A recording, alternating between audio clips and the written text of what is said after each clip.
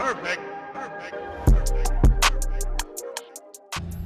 Sudah berobat ke Medan, sudah berobat ke Jakarta, sudah berobat ke Penang, dan terakhir ke Kuala Lumpur, namun belum ada kesembuhan.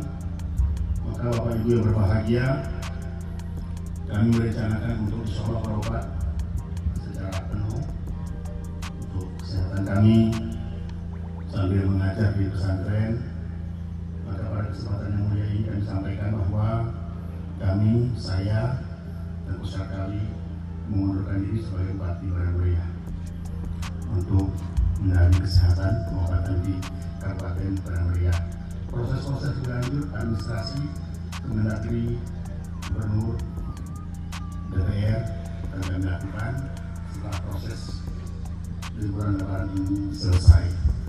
Mudah-mudahan Padang Meriah ke depan akan selalu dengan Allah Subhanahu wa Ta'ala memberikan pilihan yang lebih baik untuk kemaslahatan seluruh lapisan masyarakat Kabupaten Padang Meriah.